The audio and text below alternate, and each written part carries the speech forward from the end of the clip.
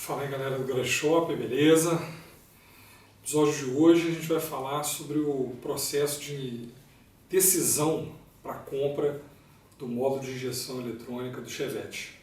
Sejam bem-vindos!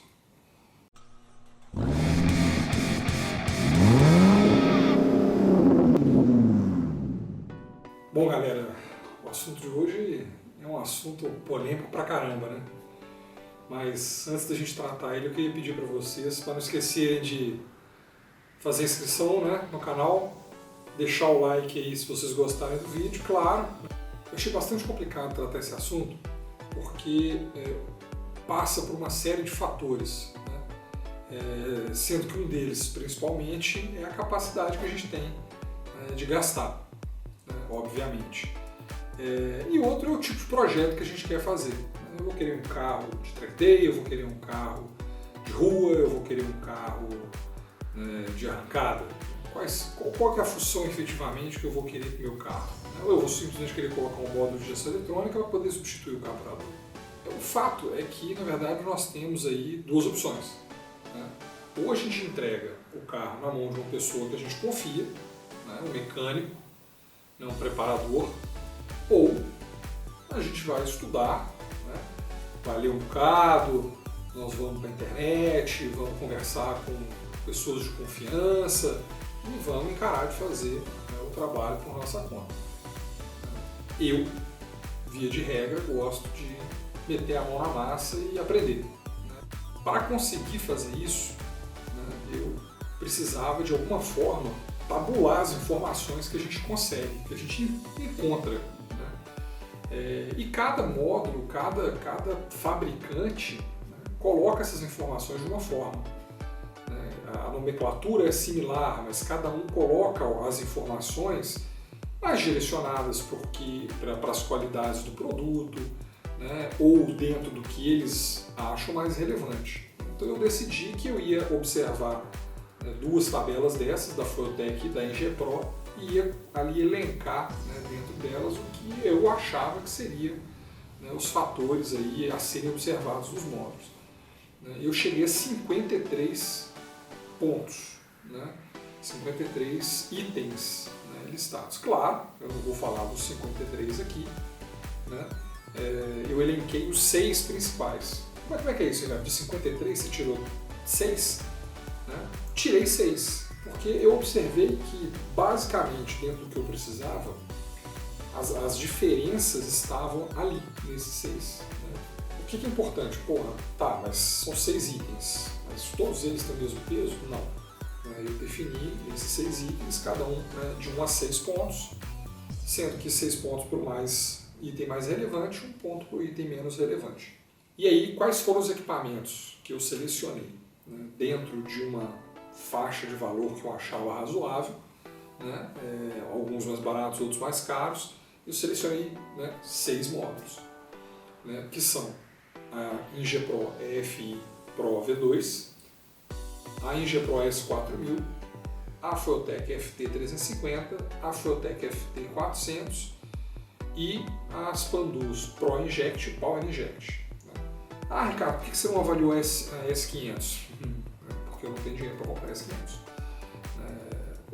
Para mim é uma coisa absurda, e, sinceramente falando, tem um fator marca muito grande, apesar de ser, obviamente, ser um equipamento de qualidade, não é à toa que está fora do Brasil. Quando eu defini, então, quais eram os módulos e quais eram os fatores que para mim iam ser mais relevantes, eu tive que tomar uma outra decisão. E aí? Cada módulo tem dentro dele alguns recursos. E esses recursos variam entre eles. Como é que eu ia fazer isso?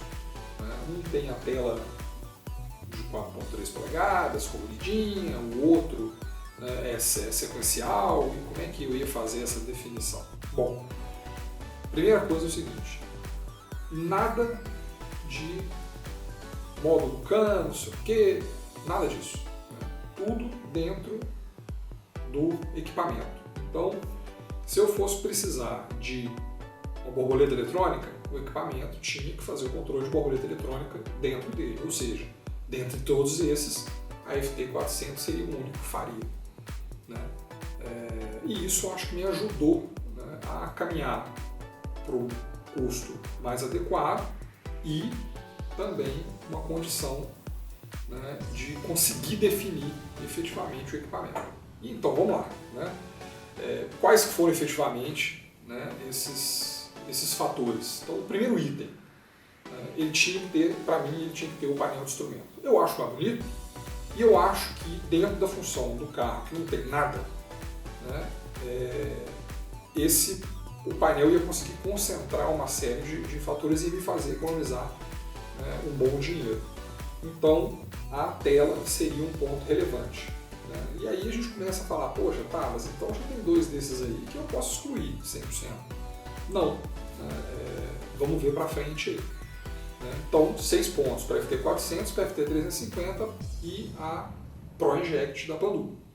Outro ponto que eu achei muito importante para um cara que não tem a mão fina, né, do preparador experiente, era o ajuste de sonda malha fechada, né? Não só ter a sonda lambda, mas o módulo fazer esse ajuste, né? Então, nessa aí, né, praticamente todos os equipamentos que eu escolhi, né, fazem isso, a não ser a FT350.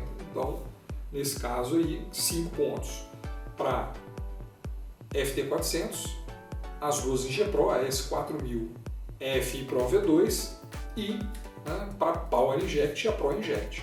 Bom, agora o terceiro item, né, eu achei importantíssimo que o equipamento tivesse comunicação direta via USB.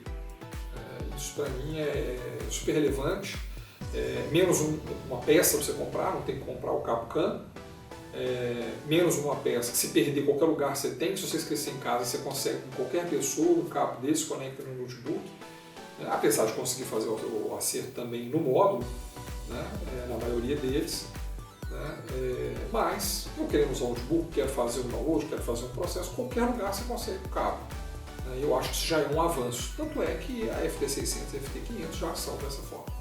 Então, nesse caso aí, a FT350 e a FT400 perderam aí esses 4 pontos.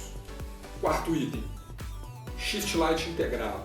Pô, Ricardo, pelo amor de Deus, uma canetinha de R$60, são R$60. Eu gosto de fazer a coisa bem assim, você tem que definir um padrão e ir nele, porque senão a gente não tem referência de nada.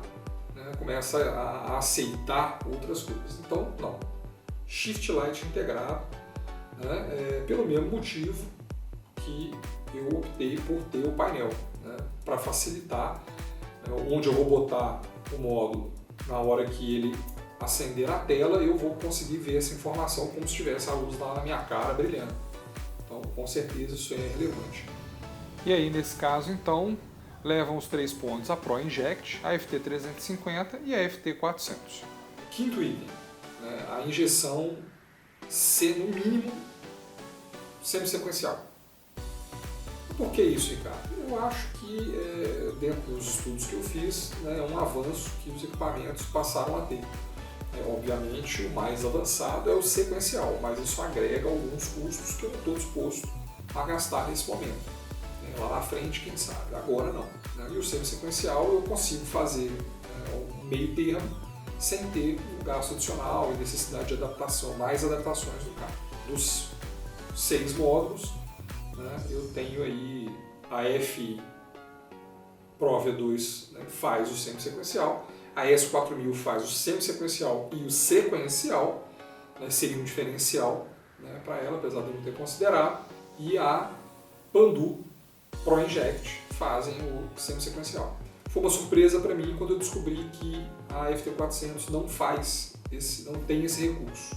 Então, o sexto item, né, para cerejinha do bolo aí, né, o acerto fino da injeção através da solenoide por PWM. Eu achei que é um recurso muito bacana, né, que nos módulos que tem ele você acaba ganhando outros recursos similares, né, para outras coisas, como boost, né, um boost mais controlado, sem precisar do módulo adicional, né, como eu tenho vontade de botar o carro, de fazer o carro turbinado, isso realmente seria um diferencial. Então, tomei a decisão de colocar esse item, um pontinho só, e aí levam esse ponto as Pandu Power Inject e Pro Inject.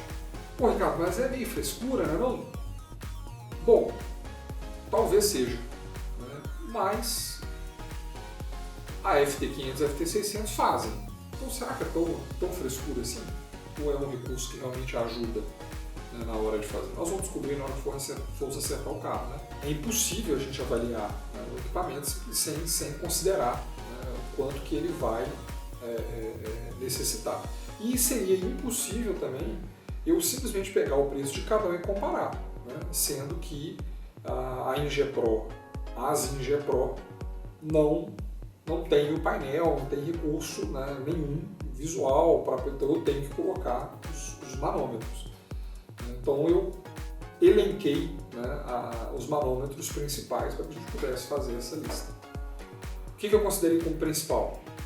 Condicionador, né, e obviamente a sonda, um conta-giros com shift light e a pressão de combustível. Lembrando que eu não considerei nesse caso aí pressão de óleo, porque eu já tenho manômetro no carro.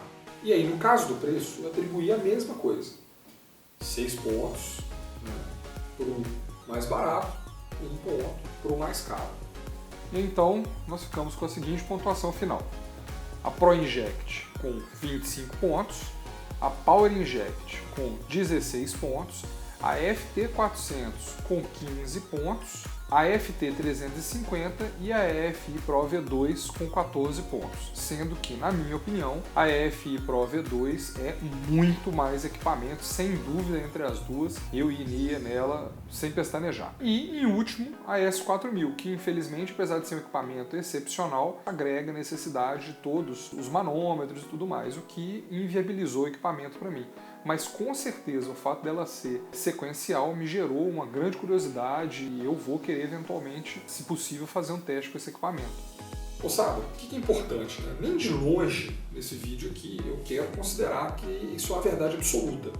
Né? É simplesmente uma representação da minha definição e da minha decisão, do que eu acho que é necessário e adequado para o meu projeto. Né? E o que é importante ficar claro disso? O que eu citei mais cedo. Quando a gente vai colocar num carro, por exemplo, mais novo, você hoje tem que observar a questão da borboleta eletrônica. A FT400, de repente, seria a única opção dentre essas, se eu não quisesse gastar R$ 900 no módulo que faz o controle de borboleta eletrônica. Moçada, obrigado por vocês terem ficado comigo até aqui. Eu espero que tenha dado uma referência e de repente eu possa ter ajudado alguém a pensar em como tomar essa decisão. Eu curti muito viajar nesse trabalho para poder apresentar para vocês. Espero que vocês tenham gostado também. Né? Na próxima aí já vou ter unboxing, já vou ter aí algumas apresentações de alguns equipamentos que eu já comprei, né? Para que vocês possam acompanhar com a gente aí. Beleza? Valeu, um abraço.